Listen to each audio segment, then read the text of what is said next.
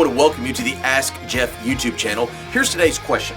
In your message about Simon of Cyrene, you said he was made to tote Jesus' cross. Did he tote the whole cross up the Via Dolorosa, or just the crossbeam that would have held Jesus' hands?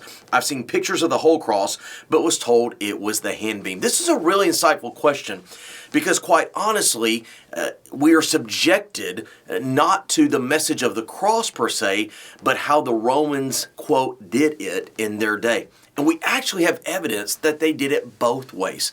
There are times and places where the vertical beam was held in a stationary place.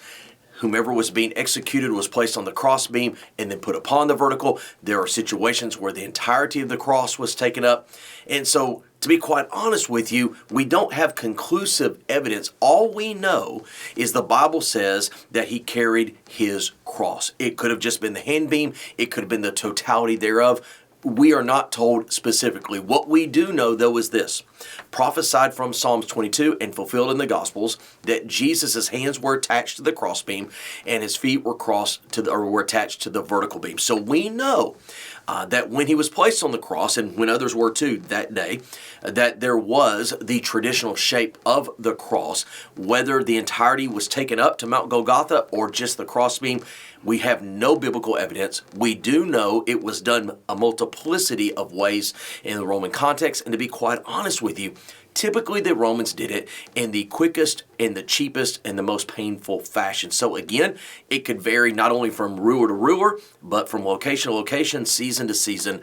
We don't have those details, but we do know that while he hung upon the cross, it was in the traditional form thereof. How it was carried, we're just not told. Great question. If you have one, send it to AskJeff.net. Maybe your question will be tomorrow's. Thanks for being a part of today's daily question. Now, we answer a question each and every day. Please feel free to submit a new question at AskJeff.net. We may not have gotten to yours today, but we eventually will continue to be a part of this. Subscribe so you don't miss out on a question every day.